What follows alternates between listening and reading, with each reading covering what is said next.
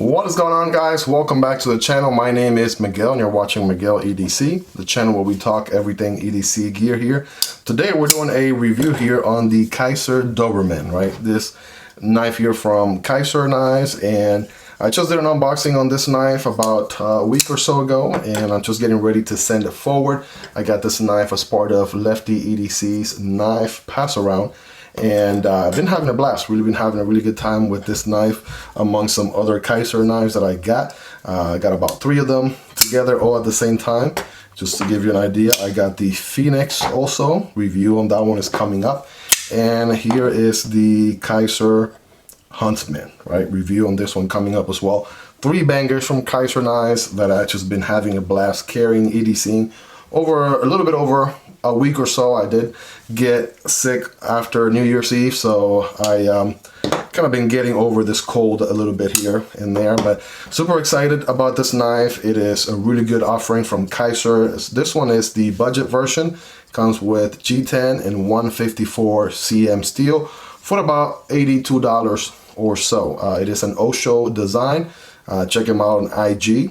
And yeah, let's talk all about this knife. By the way, guys, there'll be links in the description for this knife and any other knife that you see in this review video. Those links, of course, help out the channel when you use them before you purchase anything, but of course that is entirely up to you. Let's get things started here with the overall measurement on this bad boy. This is certainly a large knife, right? On the large knife category, we're looking at about 8.6, 8.7 inches overall length. We're looking at total blade length of about 3.6. The cutting edge is about 3.5, maybe 3.6 as well, 3.65, and the handle is going to be about 5 inches. 5 inches on the handle there. That's your overall measurement. We did some comparison there to the other Kizer knives, but let's do some of the typical ones here on the channel. Here's the PM2, and honestly, believe it or not, it is larger than the PM2. And here is the Para 3, all right, much shorter, of course. All right, the Doberman being a large knife. What about the Demko AD 20.5 and the Shark Cub right here, right? Demko and the shark's foot blade, much shorter. The Slicer Shark Cub here, way smaller as well. Rat Model 1, right? Pretty well known in the channel and in general, being one of the largest EDC knives out there. Honestly, it is a tad bit larger than the Rat 1, so that should give you a good ballpark right there. Obviously bigger than the Rat Model 2. And last but not least, we have 2 highly recommendable budget EDC knives, the CJRB Pyrite Alt with a Warncliffe blade, and of course the Vosteed Raccoon right here. And yes, the Doberman is going to be a much larger knife than those 2, indeed. So let's talk about what we have going on here. So again, this is the budget version of the Doberman from Kizer, G10 and 154 cm, which steel-wise, think of 154 cm as a step up over D2, step up over Nitro V, step up over 14 C28N. Right, so it's a little bit, you know, a higher category than those, so that's not bad. Again, this thing comes around $82. There is a premium version. That one, I believe, is titanium. The combination that I've seen of that one is black titanium with S35 VN, right? That's the premium version. I believe that one is a little bit pricey. It's pricier, right? Obviously, that's worth, you know, that one is a little bit more money.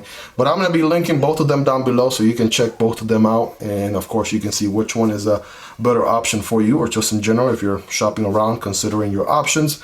We have a flat grind going on here. In my opinion, this is drop point, maybe Nesmuk geometry on this blade. If anything, we have a flat grind going on here, full flat grind all the way to the top, which is a, you know, makes this a very, very slicey blade. Of course, you'll see that during the cutting test here towards the end of the video. And we have plenty of jimping going on all the way through in the spine of the blade. The G10 feels really good. It's nice and contour all the way around, which makes it feel really comfortable in the hand. What do we have going on for action on this guy? Well, we have thumb deployment right there. Of course, your standard thumb studs, feels comfortable and easy to deploy, right? So you got the thumb deployment there. You can, of course, reverse flick. Right, there's your reverse flick right there with the middle finger, and you have a very tiny or very minimal flipper tab, but it does work. We have a very, I want to say a little bit on the stronger D10 side, so you want to be very intentional about that flipper in order to get it to work. But yeah, it definitely fires really, really well. This guy is a liner lock right here. You have good access to the liner right there to disengage. Check out the drop shot action on this bad boy. Boom. Those liners are nice and recessed all the way around, right? And you do have a back spacer here, right? Like a stainless steel back spacer going on right there. Let me double check. Yes, that is stainless steel black painted back spacer, which also works as your lanyard solution, if anything, right? The lanyard hole, lanyard solution going on right there. So yeah, the action is really good. Ergonomically speaking, this thing is really, really comfortable in the hand. Again, the contouring of the G10 feels nice. You have a very good grip, regardless of how smooth this G10 is, to be honest.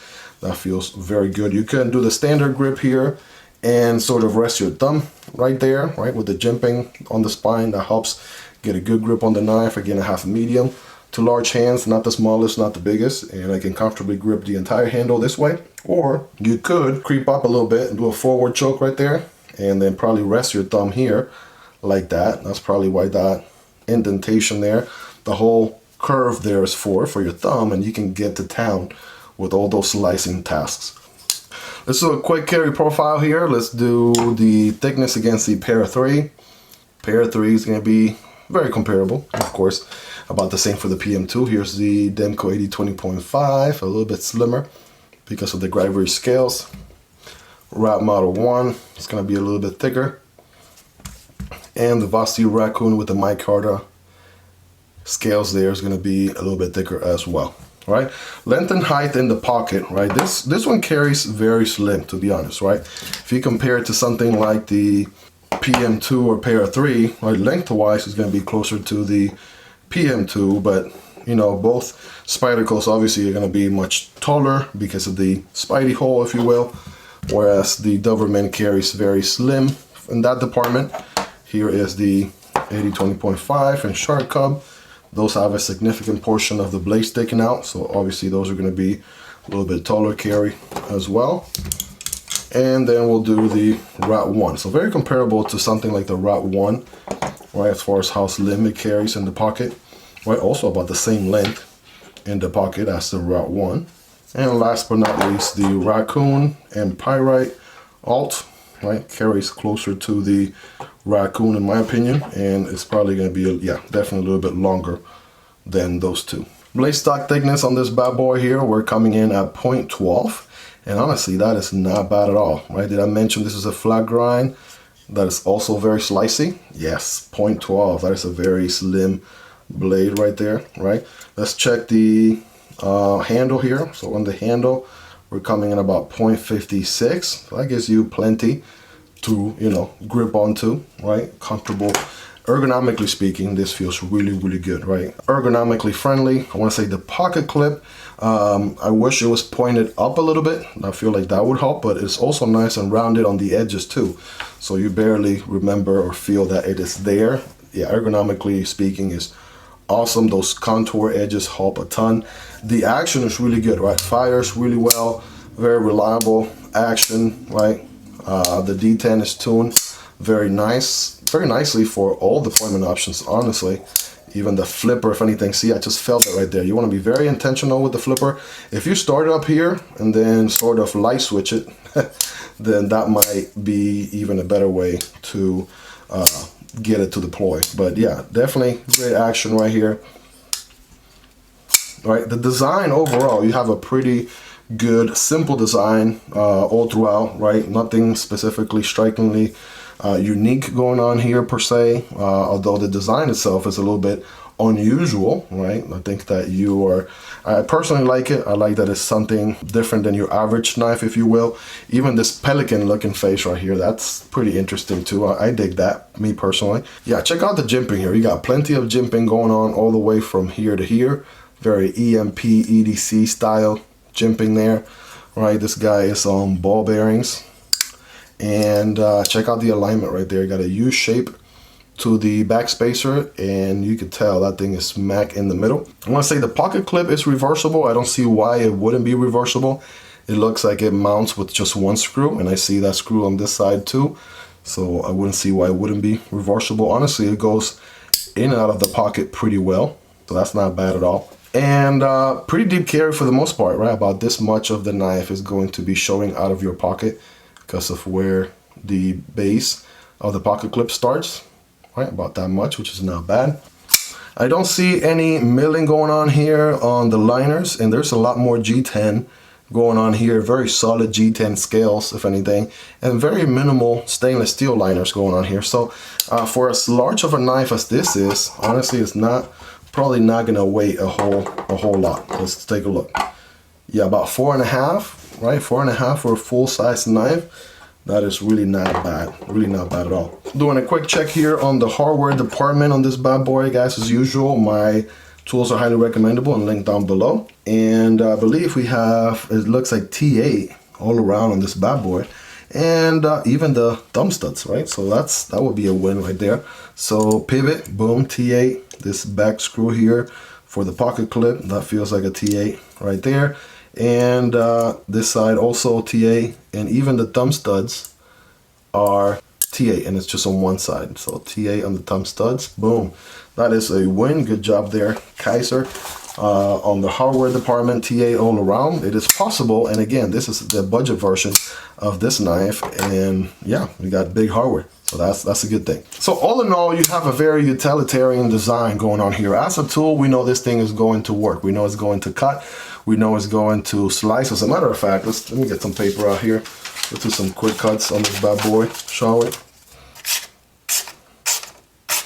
Yeah, so check out those swirls right there. Right, certainly is going to slice. Boom, check that thing out. Yes, it is a performer. Definitely a performer right here. Boom. And you have quite a lot of a bigger cutting edge there, so you can get some long slices going on all day, every day. So we know it can do paper. What about some cardboard, right? Of course, got some cardboard here. Remember, when cutting cardboard, don't cut perpendicular, but rather at an angle like that. And yes, it is going to destroy that cardboard. All right, you guys rate it in the comments, and keep in mind, it's not sharp out of the box. This is after good amount of views from myself and other YouTubers as well. That flat grind really lends itself to be a slicer, and it definitely puts in work, all day, every day. It gets work done. So very useful, right? Great slicer, very utilitarian, right? Me personally, I dig it, right? Really had a good time with this, with this guy. The action is really good, very reliable, very sharp, great performer. For anybody that's looking for perhaps anything, out of the ordinary and not looking for your run-of-the-mill knife or what have you, right? There's nothing really special going on this guy. Really don't know much about Osho Designs, but I started following him on Instagram. I do see he does a lot of self-defense knives as well, so that's worth taking a look into. And yeah, as a tool, this thing is going to be very, very reliable. Nothing different than your typical Rap Model 1 per se, right? You're talking about a tool that is going to get work done, that is going to be there when you need it, and is going to slice and cut, and very, very pokey tip as well. You can do some cuts with it, some draw cuts if you needed to, without having to bend your wrist all that much, right? Because the tip being a little bit maybe in line with the pivot right there. So yeah, it's gonna perform very well, highly recommendable. Definitely can't go wrong with this knife. Probably I would recommend the budget version, this one here with the G10 and the satin finish, 154 cm. I did see the premium version all blacked out or what have you, but me personally, I like my titanium to be be blasted or what have you. So I'm not a huge black titanium type of person, but if you're into that, certainly take a look, right? The geometry is there, the ergonomics is there, the performance is there, and if this is in your wheelhouse, definitely check it out. Highly recommend it. It is going to perform, and there's absolutely no doubt about that. And that is the Kizer Doberman. So yeah, let me know what you think. What are your thoughts on the Kizer Doberman? Do you like it, dislike it? What sort of questions do you have about the knife that I can answer? Let's hang out in the comments down there.